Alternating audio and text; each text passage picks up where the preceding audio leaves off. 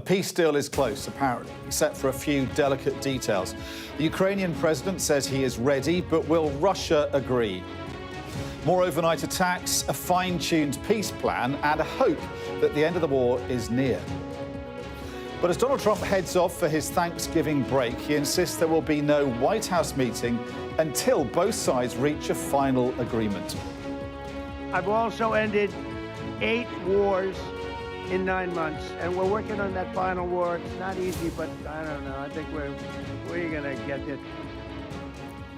Those delicate details about territory and security guarantees for Ukraine aren't trivial. They are red lines for Kyiv and for Moscow. So will we end up back where we started? We'll discuss that tonight.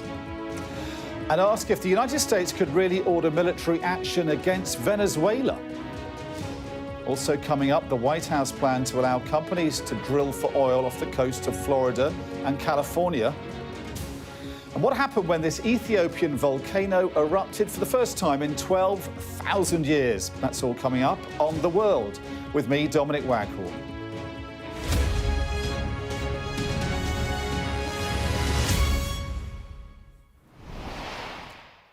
Good evening. There is really only one question tonight that matters for all its chaos and madness. Is the whirlwind diplomacy around a US proposed peace plan for Ukraine actually getting somewhere? There are reasons to be a little optimistic. A plan that at first read like a surrender ultimatum for Ukraine has been modified. Enough for Volodymyr Zelensky to say he can now accept what he calls the essence of the deal. We are ready to move forward together with the United States of America, and I'm ready to meet with President Trump. But there are developments that are less encouraging. Firstly, this massive drone barrage against Ukrainian capital Kyiv, which killed at least 7 people. And the fact that Russian diplomats are now sounding distinctly lukewarm about the diplomacy. At least both sides are talking in the United Arab Emirates still, talking about something concrete, not just going through the motions. But will Russia stonewall again? Let's get started tonight with this report from our international correspondent, Alex Rossi. This is the backdrop to the latest round of American diplomacy aimed at ending the war started by Moscow.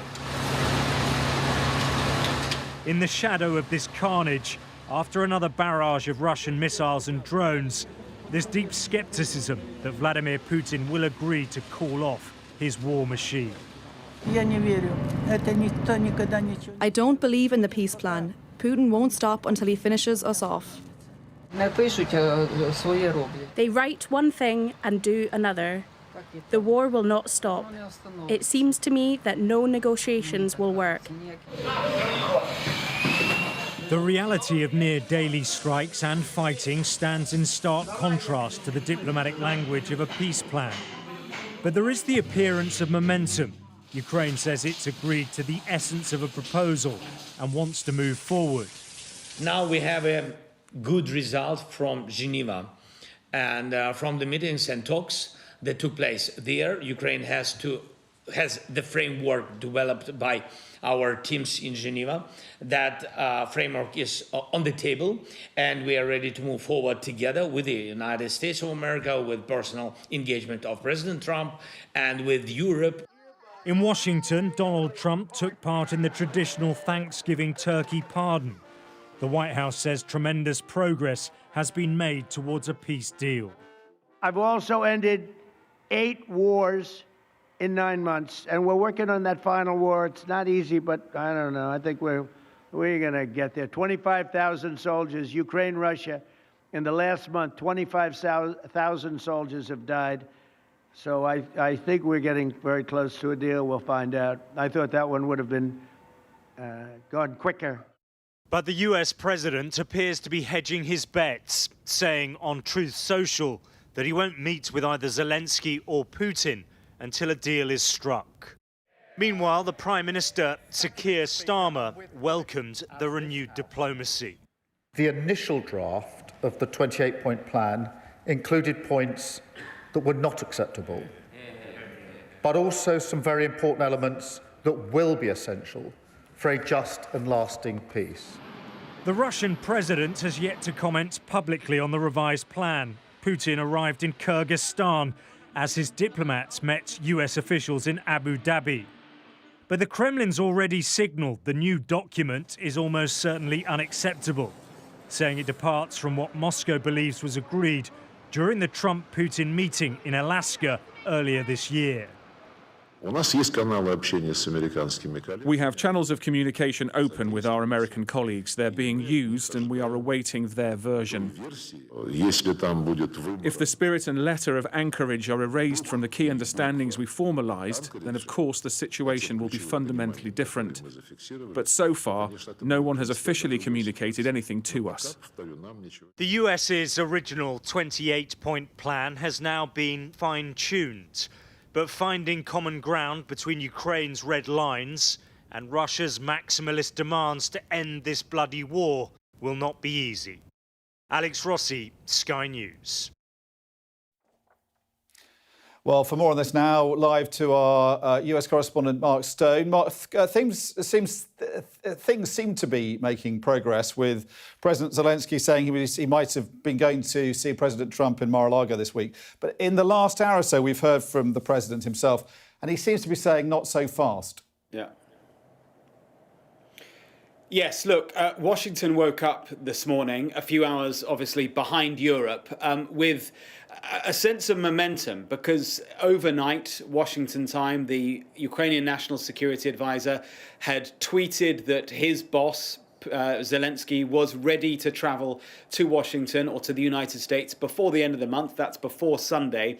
The briefing that I was then getting behind the scenes through the day from the Ukrainian side certainly gave the vibes that Zelensky was ready to travel and would be willing to travel perhaps to Mar-a-Lago, where Trump is about to depart for the Thanksgiving holiday. And the suggestion we were getting was that from Ukraine's perspective, they were seeing this as kind of an opportunity, as a very symbolic moment. Zelensky agrees to a slightly reworded 28-point plan, maybe a few less points now, but still Trump's plan, that he comes to Trump's home, that he agrees to it. Kind of a Thanksgiving peace summit at Mar-a-Lago was how it was being portrayed.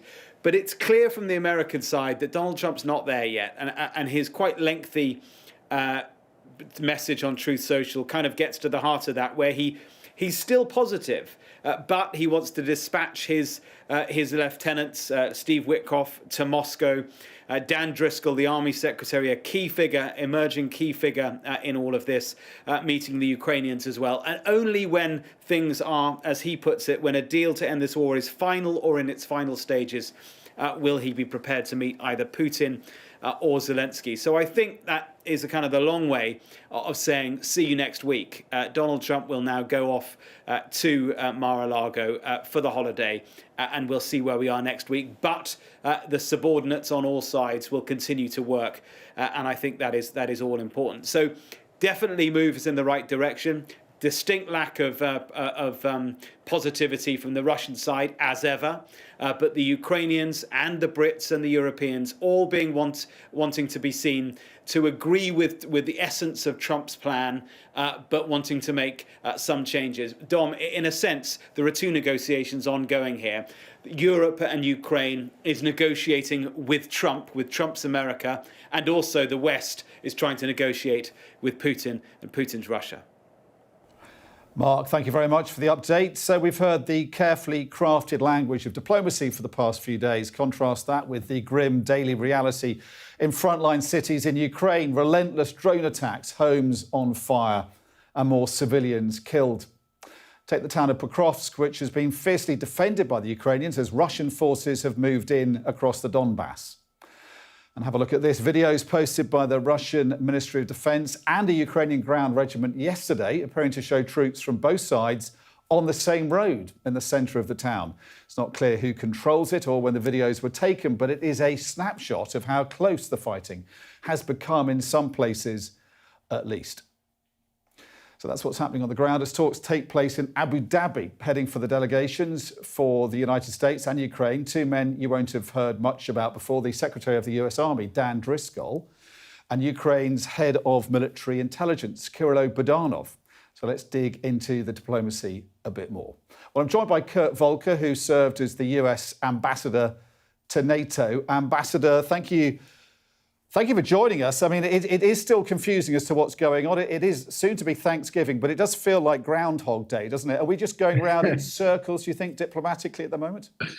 Yeah, unfortunately, that is my assessment. We've seen this many, many times. Everybody wants the fundamentals to be different. Everybody wants Vladimir Putin to now suddenly be reasonable and strike a deal and end the war. And the reality is he's not going to do that. Putin wants this war. He started this war. He continues it. He's killing civilians every night, as your reports indicated. He's not going to stop unless he is forced to stop.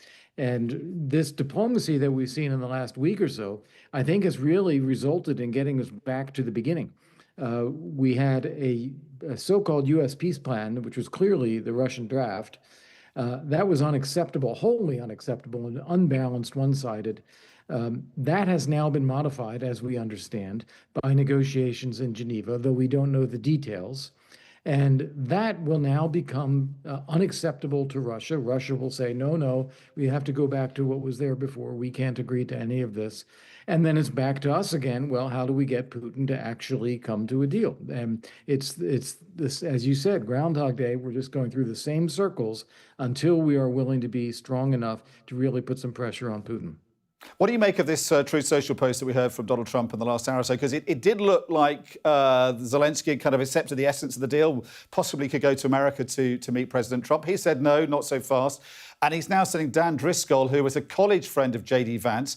And J.D. Vance has become clearly, he's sort of come out as a Ukraine skeptic, to put it politely, in recent days. He's now going to Kyiv to see Zelensky directly. But also Steve Witkoff is off to Moscow. He has seemed very well disposed towards Vladimir Putin. Do you think things are moving against Ukraine again with that Truth Social post potentially? No, I don't, because I think what we're going to have is a framework agreed between the U.S., Ukraine, and European allies. I think that's where that Geneva talk is headed, if it's not there already. You're then going to have Driscoll getting into more detail on that with Zelensky, with Ukraine, and say, okay, how do we do this? But you're going to have Putin projecting this to Witkoff and saying, no, we need to change this, we need to change this, we need to change that. And those are things that will be unacceptable to Ukraine and Europe. So I don't think we're actually getting any closer. I think all we've done is reframe the issue back in a more realistic way, where it's Russia that prosecutes the war. Nobody wants it, but if Russia's not willing to stop, then you have to defend yourselves. If you talk to Western diplomats, they seem to, one of their big fears is that Donald Trump is going to walk away from this eventually. They say it's embarrassing for him. He said he was going to fix this war in a day, in 24 hours. He hasn't, and the longer it goes on, the bigger the embarrassment. And the big fear that he eventually just throws his hands up in the air and he walks away and he blames Ukraine. I mean, is there a sense that moment is just coming closer with this, or is there just... Sorry, but is there more mileage in Europe and Ukraine just playing for time, do you think, as this process goes on? Yeah, so this idea of the U.S. walking away is something that Rubio talked about several months ago.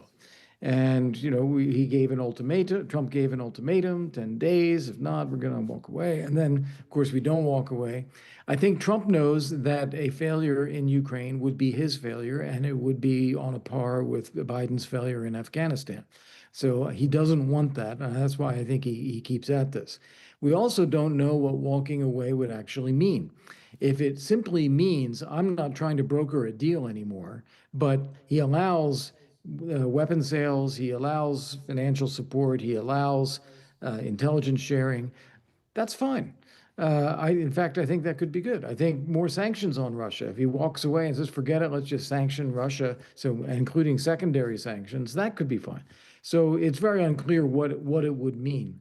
Meanwhile, I think it's also important for viewers to remember Ukraine is actually stronger now than it was in February of 22 when Russia first launched this full-scale invasion. They've built up a substantial military capability. Russia is much weaker now than it was in February of 22, as they've depleted their military capabilities, their soldiers, and their finances. So I think Ukraine and Europe, with a weaker Russia and just passive U.S. engagement, would probably be a sustainable formula for Ukraine. Kurt Volker, thank you very much for your insights tonight. Let's bring in now Vadim Pristaiko, who was the Ukrainian ambassador to the UK until 2 years ago. Fairly phlegmatic overview there from the former American ambassador to NATO. Ambassador, what do you make of what's going on? What do you think President Zelensky is thinking about right now? He offered to go to Mar-a-Lago. He says he's accepted the essence of this deal, and President Trump instead is sending a rising star for his administration, but somebody who I don't think is that popular in Kyiv, to be honest. I believe that what Zelensky is trying to achieve is two major things. One is how we rebuild Ukraine if this process is even over. What do we do with the money, which Russian money frozen in the mostly European banks? And second, which is even more important, is what is actually the guarantees, security guarantees for Ukraine? How can we make sure that this is not happening again and Russians are not coming in yet again? This is not clear in documents so far. Right, but at the moment, just into the nitty-gritty of the diplomacy, do you think he's worried about the way things are going, or is he hopeful that Donald Trump can be kept on side for a while longer, and the threat of the American president just losing patience with this war and walking away, is that receding, do you think, in his mind? I believe that many Ukrainians would be happy if the war is over. What the problem is that many of them are not happy with the outcomes, how they will be. The exchange of the territories, how fair is that? The limitation of our forces, our fate, whether we ever join NATO, it's not because we like the four letters, but because we have to have these guarantees I was talking about. So all the lives lost, all the territory lost is not for nothing. That's what makes President Zelensky and his position strong.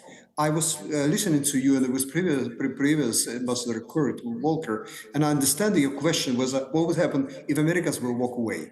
We will have to fight. And that's actually what the Europeans are saying right now, especially if you heard this lady who is running the foreign service for the European Union, that there is much shorter plan. One is just to help Ukraine. Second is put more sanctions on Russia. I understand this extreme, but it's somewhere in between. That's the solution. Could Ukraine fight, though, without American support? I mean, I think the conventional wisdom here is that no way could they carry on without at least the military intelligence that they rely on from the Americans. You're right, totally right. We need them at our side.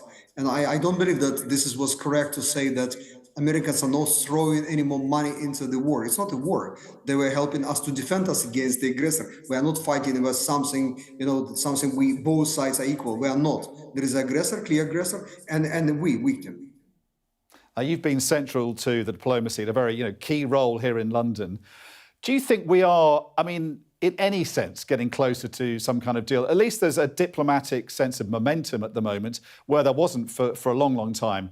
Does that give you some hope, at least? In the minds of so many people watching, they want to hear from you at least a sense of optimism that possibly we're moving in the right direction, incrementally at least. No, we are. I'm quite happy because I remember my conversations with you and your channel when we were just before the war on the first days, where we were telling you that there won't be the walk in the park for Russians. We will fight to the very end. Now, in 4 years of war, with your support, that's what allowed us to be strong. And so you think things are moving in the right direction, but I guess you expect the Russians to carry on stonewalling, at least for now. Yes, and at the same time, I understand that if this attempt fails, which is very probable and possible because that's what Russians are doing, they might raise the expectations and they will tell, we don't like it. When everybody is so frustrated, they might try to snatch the moment. So we have to be, as our forces, have to be ready to fight back. Vadim Pristaiko, great to have you again on Sky News. As you say, you were on many times during the war when you were posted here. Good to have you back on this evening and to get your insights. Thank you. Thank you. Well, to France now, where President Emmanuel Macron is expected to propose a paid voluntary military service to bolster the armed forces against the threat from Russia. He's been forced to defend his plan after his army chief had this to say. If our country falters because it's not ready to accept losing its children, because we have to be honest about the economic hardships. If priorities shift to defense production, for example, then we are at risk. Donc voilà la réalité de la menace. So that is the reality of the threat. Therefore, we would be wrong to be weak in the face of this threat. And if we, the French, want to protect ourselves, something which is my sole concern, We must show that we are not weak towards any power that threatens us the most. You see, and I think we must immediately eliminate any confusion here. This has nothing to do with sending our young people to Ukraine. That is absolutely not the meaning of this. President Macron using more measured language there, but his army chief's suggestion that France must not be afraid to sacrifice its children caused outrage across the country. 10 countries in Europe have already introduced compulsory military service. The French president is expected to make his announcement on Thursday. But are voters on the side? Jean-Claude Rowe is an MP with France's ecologist group. Jean-Claude, thank you very much for joining us tonight. Mr. Rowe, give us a sense of what the mood is in France. I mean, the outrage was caused by those comments, but is there any sense of resignation at all that France and other countries will need to do more to counter this potential threat from Russia? Well, I heard the news this morning, but so far no real announcement has been made by President Macron. So we have a few elements, but a lot of questions without answer. So how long will it last? How much will it cost? And what is the real purpose of bringing back this military service almost 3 decades after President Chirac decided to end it in France? What exactly is the French president asking his people to do? Well, it's not very clear because I'm not sure that a few thousand people who would join this voluntary military service will impress Mr. Putin very much. So things have changed for the last 30 years. Now we don't have the barracks anymore. I'm not sure that the armed forces are willing to train young people who will spend only a few months before going back to a civilian life.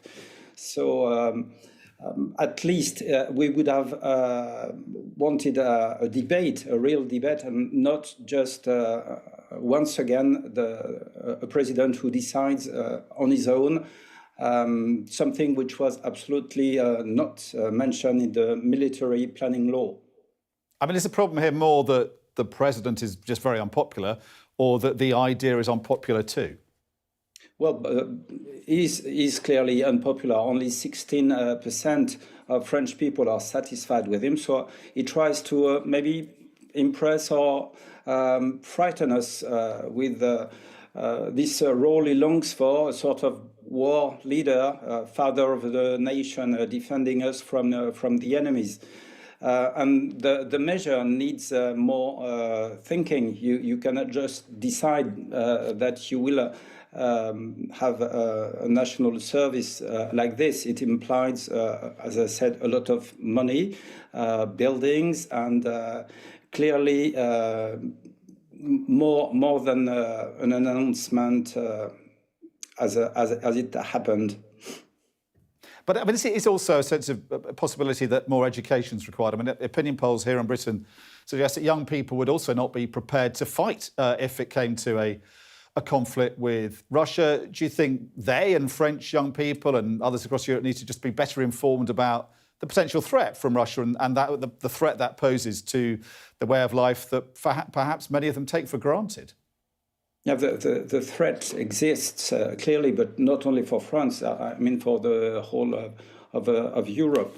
I did my military duty. It was a long time ago, but I spent a year. I'm not sure I was ready to fight, and things are even much more different today. Obviously, fighting against drones or bombings or the new technologies that you have.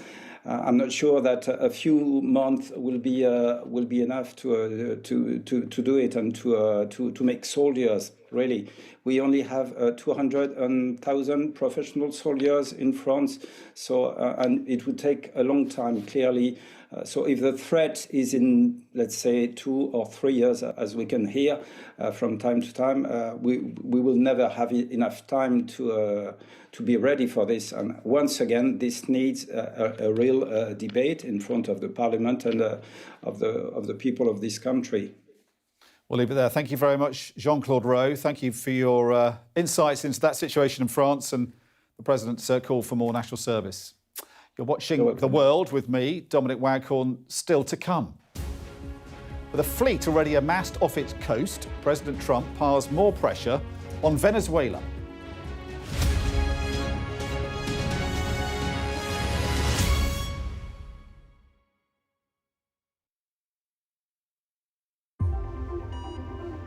This is the moment Kim's life changed forever.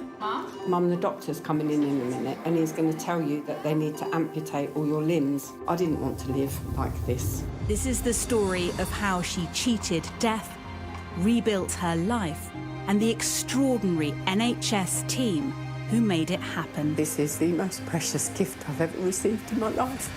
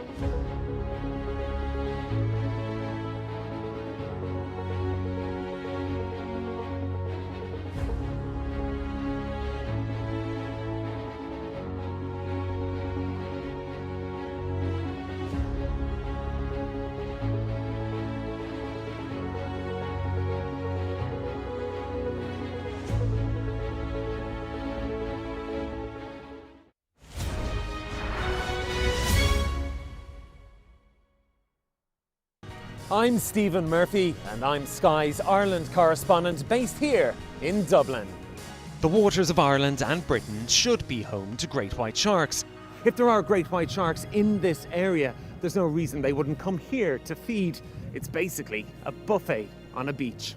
This could be not only a record-breaking storm, but potentially the most dangerous storm ever to hit Ireland. What might happen if Russia attacked the UK?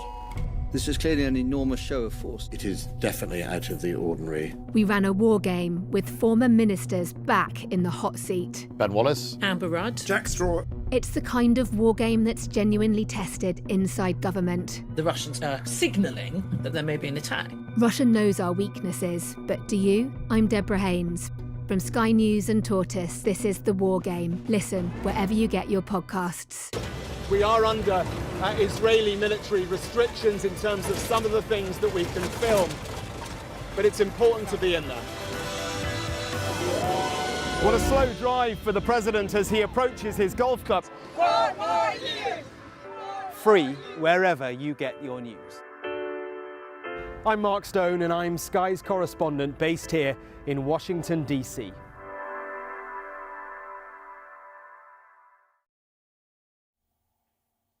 Welcome back. Let's focus on Venezuela now. Donald Trump has amassed a fleet of warships off its coast and is piling even more pressure on the South American country. Have a look at this map. Carrier Strike Group 12, which includes America's largest and most advanced aircraft carrier, the USS Gerald R. Ford, has been deployed, and 2 more warships are in the Caribbean Sea. Both have been leading what the Trump administration says are efforts to disrupt drug smuggling into the US. Thousands of troops are now within striking distance, with B-52 bombers and F-35 fighter jets spotted by flight trackers and satellites arriving at a base in the US territory of Puerto Rico. US forces have been already attacking alleged drug smuggling boats, with 83 people reportedly killed. Washington has also designated a drug cartel, which it claims is led by Venezuelan President Nicolas Maduro, as a foreign terrorist organisation. Maduro denies running a narco state and says he won't bow to American bullying. He released this video yesterday.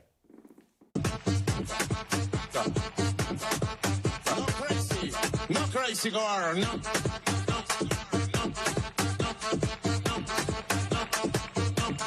¿Cómo se dice en inglés? Please, please, please. Yes, peace. Yes, peace. Peace forever. Peace forever.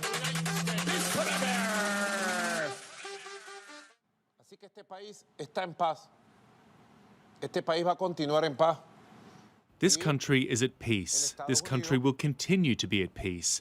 And the United States, or anyone who wants to talk to Venezuela, will be able to do so, face to face, without any problem.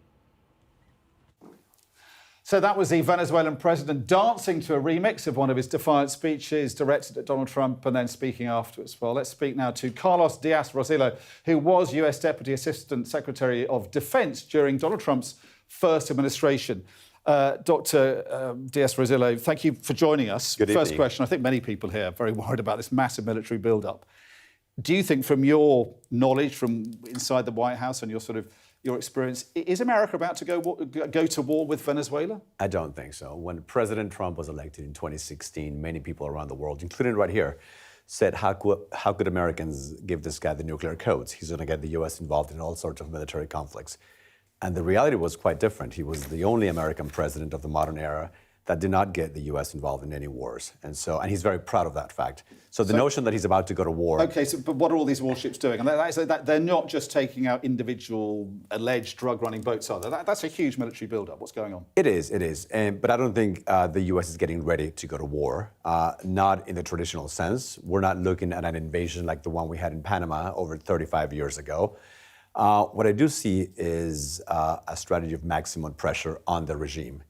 I do think that if there's any change, that change has to come from within the military. And so I think the signal is very clear to the military.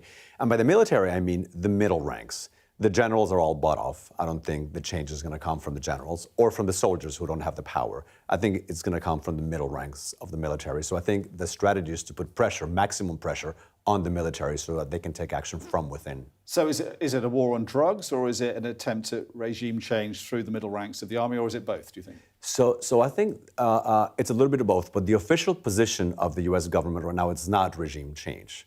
So that's very important. It is not regime change. However, I think the president would very much like to see regime change in the country. And the main difference from Trump 45 to Trump 47 on this issue is the designation of the drug cartels as international terrorist organizations, which gives the president additional authorities to be able to act forcefully. Now, those authorities don't mean necessarily that he will invade anytime soon. A lot of people watching will want me to ask whether this is all just a distraction from his troubles at home, which the Epstein file scandal, but also the growing economic problems that the American president seems to be facing. I don't think so. I think President Trump is a businessman. If he wanted to do business with the regime, he would have done so. He would have asked for the oil. He would have given it to American companies. We're talking about the biggest oil reserves in the world. And he chose not to. I think he cares deeply about this issue. And I think even though the position is not regime change, I think ultimately that's what he wants. OK, so we have seen these, disturbing pictures of these boats being taken out. More than 80 people, I think, have been killed. Now, Donald Trump has said the vessels are loaded up with fentanyl, which they're not. Anyone who knows anything about the drug trade knows most of the fentanyl comes from Mexico and other countries. None of it comes from Venezuela, very little amount. So that's just not true, is it? And if you listen to the UN and Amnesty International, they're extrajudicial executions. There's a lot of concern about that. Have you got concerns about that? As someone who was in the first Trump administration, that these are exceeding far beyond the sort of legal risk of the American military?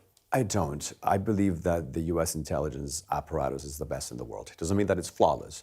I have no doubt, even though I don't have access to the intelligence right now, that if the U.S. is taking such action is because it has evidence that there's drug activity.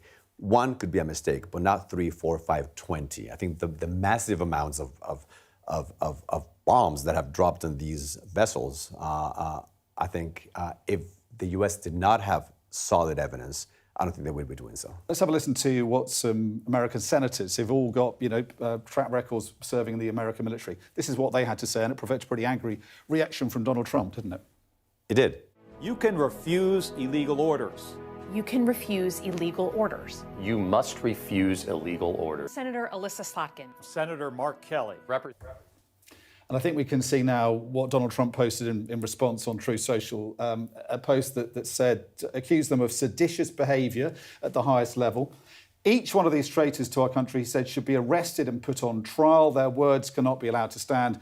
We won't have a country anymore. An example must be set. I think he also said that George Washington would have hanged them. Massive overreaction, wasn't it, from the American president? I think the rhetoric has to come down on both sides. I think it's reckless for sitting members of the United States Congress, for senators who have served honorably, to be telling American servicemen and women not to obey orders that they consider to be illegal.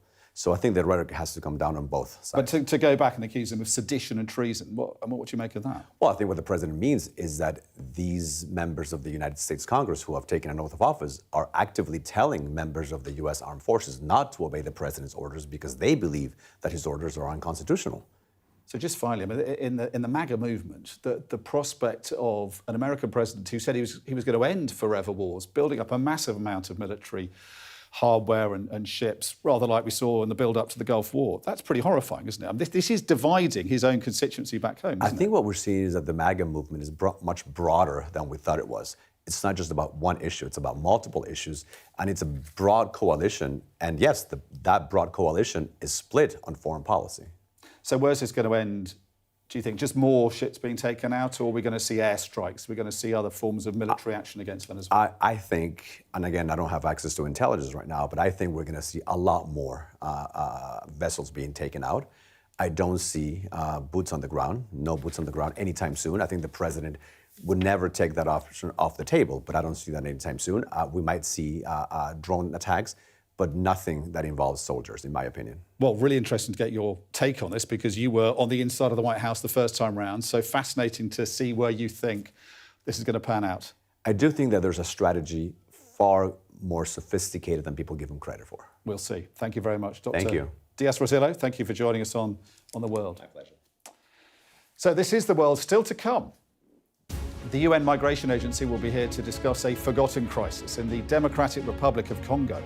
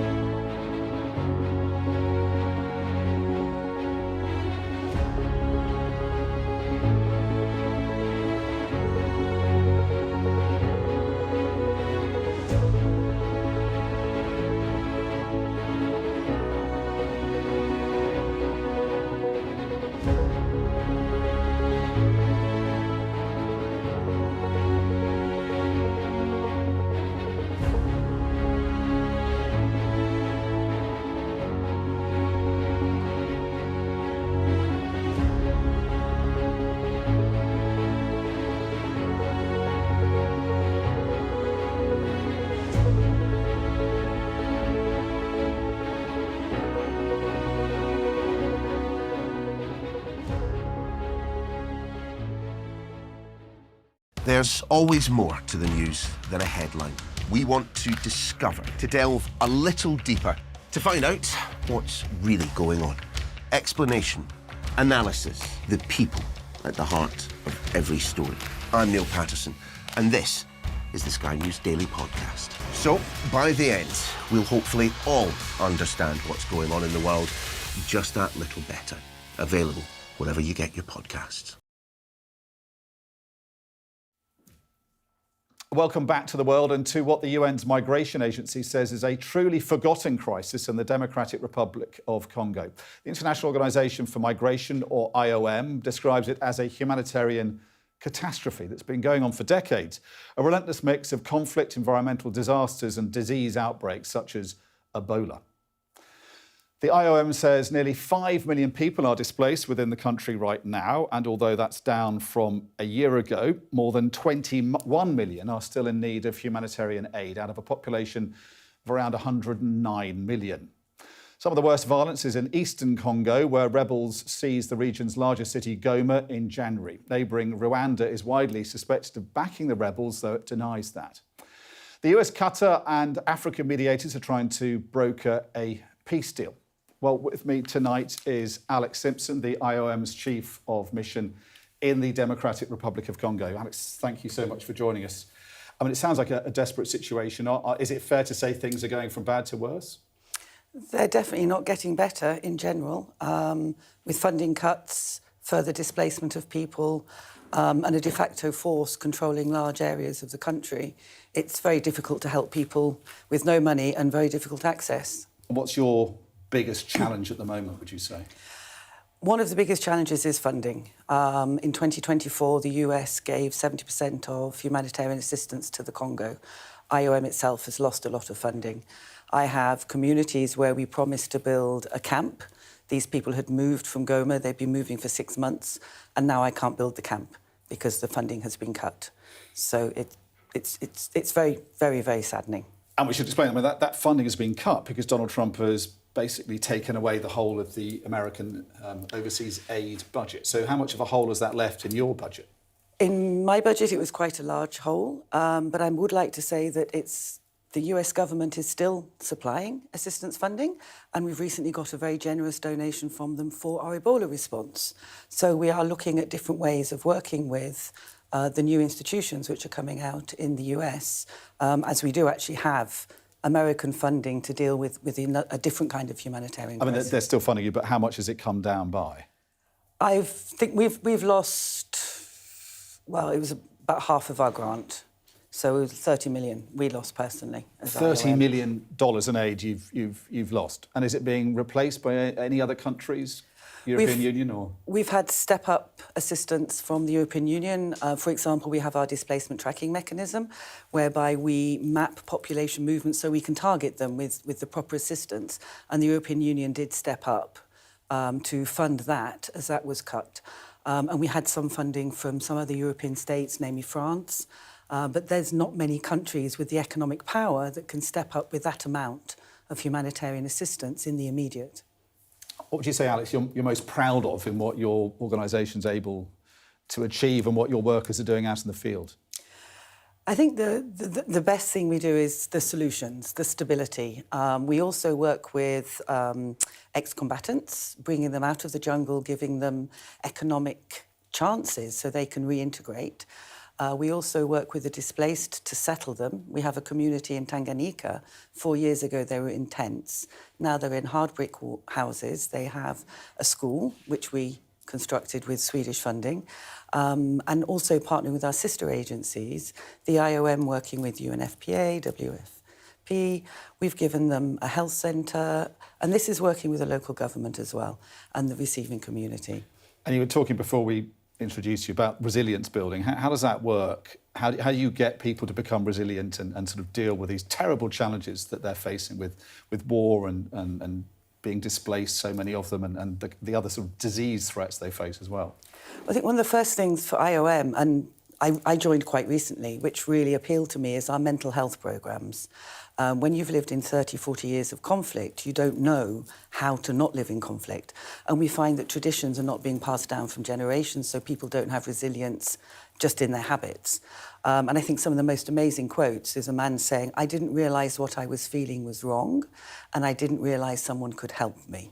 And so integrating people with a community approach, if something bad happens again, they have the inner resilience to keep going. Some of our studies have shown that 70 to 80% of the population have no hope for tomorrow. So even if we're coming with economic assistance, if they don't have that mental health side of the work that we're doing, they don't have anything. But then we do the economic assistance, teaching people how to be hairdressers, to make soap, to have a little bakery for the community.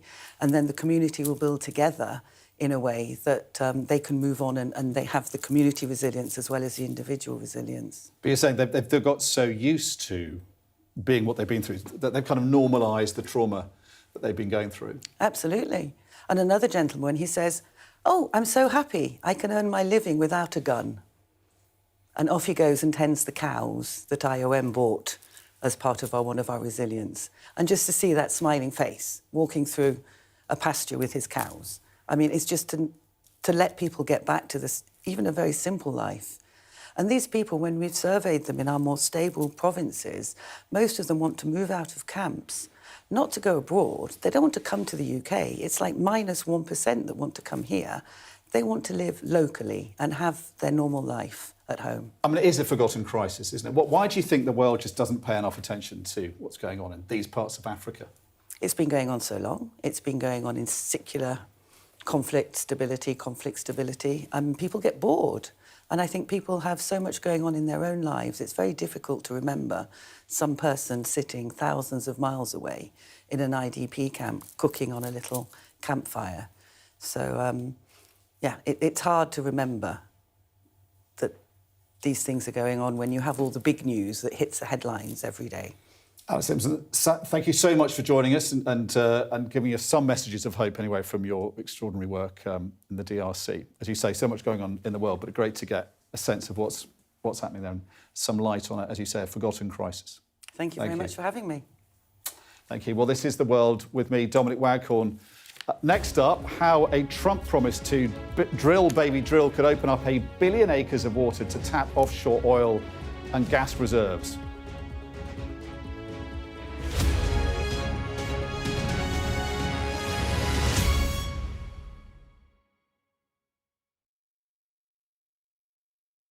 She's preparing the ground to raise taxes.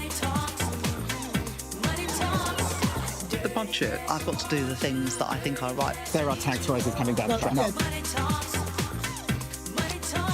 You can't rule out further tax rises. It's exactly what she's going to have to do. She'll be talking about that when it comes to the budget.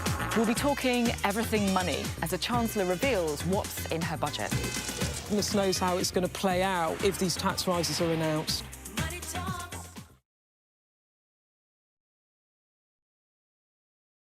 The judge made it very clear that she could see no justifiable reason why Sakulas wasn't here facing British justice. I promised I would get him justice.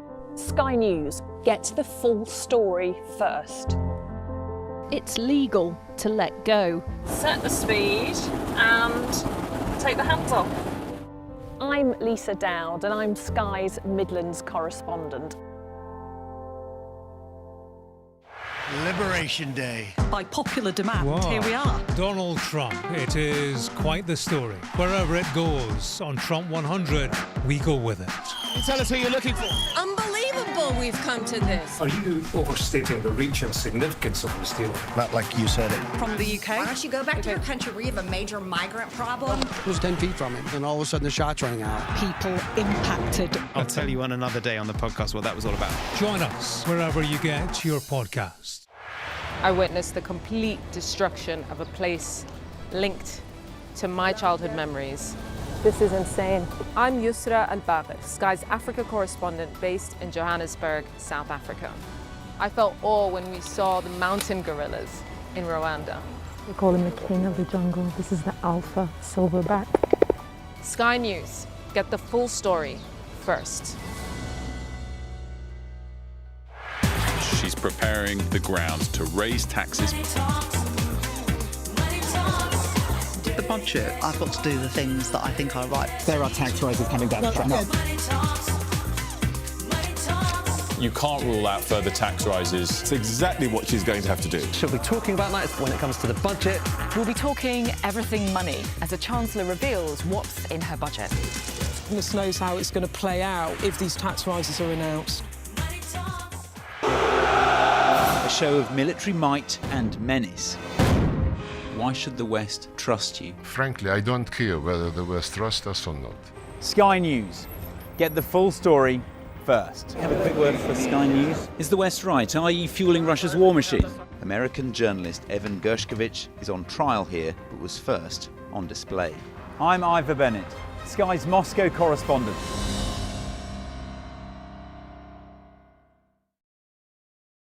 I'm Stephen Murphy, and I'm Sky's Ireland correspondent based here in Dublin. The waters of Ireland and Britain should be home to great white sharks. If there are great white sharks in this area, there's no reason they wouldn't come here to feed. It's basically a buffet on a beach. This could be not only a record-breaking storm, but potentially the most dangerous storm ever to hit Ireland. What might happen if Russia attacked the UK? This is clearly an enormous show of force. It is definitely out of the ordinary. We ran a war game with former ministers back in the hot seat. Ben Wallace. Amber Rudd. Jack Straw. It's the kind of war game that's genuinely tested inside government. The Russians are signalling that there may be an attack. Russia knows our weaknesses, but do you? I'm Deborah Haynes. From Sky News and Tortoise, this is The War Game. Listen wherever you get your podcasts. Well, welcome back. Now, President Trump is following through with his election campaign pledge to drill, baby, drill, tapping into more of America's offshore oil and gas reserves. Plans have been unveiled to drill beneath waters of California, Florida and Alaska, including areas that have never been touched before. Our US correspondent Martha Kellner reports from California. Drill, baby, drill. Drill, baby, drill. Drill, baby, drill. Drill, baby, drill. That was Donald Trump's campaign promise, and now he's following through on it. The president is proposing opening federal waters off the coast of California and elsewhere to oil and gas drilling for the first time in 4 decades. In total, 1 billion acres of water will be offered for lease. That's equivalent to more than half the total landmass of the US. California is famous for its coastline, but Donald Trump is planning on making these waters available to the highest bidder. So while the rest of the Western world is moving away from fossil fuels, the United States is moving back towards them. It's one of a series of environmental rollbacks by an administration which calls climate change the biggest scam of the century. Campaigners, though, say wildlife tourism and fishing would be threatened. No disrespect to Mickey Mouse, but you can build another theme park. What we have here is irreplaceable. Our beaches, our world-class surf spots, our marine ecosystem, why would we put that at risk? California sees itself as a leader in climate action. This massive spill off the coast of Santa Barbara sparked the modern environmental movement. But the Trump administration says more oil drilling will help make the country energy independent. The messaging has resonated with many. We need to drill, baby, drill. We need as much oil as possible. It's right below us. We need to take it and extract it and bring the gas prices down. Some people are worried about the environmental impact. What would you say to that? I'd say phooey on that. That's ridiculous. It's all a hoax. Climate change is a hoax. So bad for the environment. It's already bad enough, you know, and they're going to drill. And what happens when they drill? They always have accidents because people are human and accidents happen. Donald Trump's push to expand fossil fuel production coincided with the UN climate conference. For the first time in the summit's history, the US didn't send a delegation. Critics say the snub shows a disregard for how future generations will be affected by the decisions the White House is making right now. Martha Kellner, Sky News, Huntington Beach, California. And before we go, time to show you something that hasn't happened in about 12,000 years. Ethiopia's long-dormant Haile Gubi volcanoes roared to life, sending towering ash plumes across the Red Sea towards Yemen and Oman. The ash is now tracking over Pakistan, northern India and towards China, forcing some flight cancellations. Well, that's it for tonight. Anna Botting is up next with Sky News at 10. Tune back in tomorrow at 9 o'clock for more world news.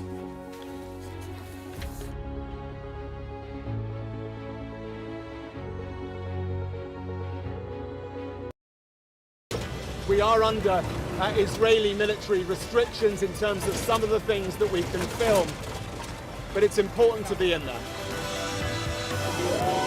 What a slow drive for the president as he approaches his golf club. 4 more years!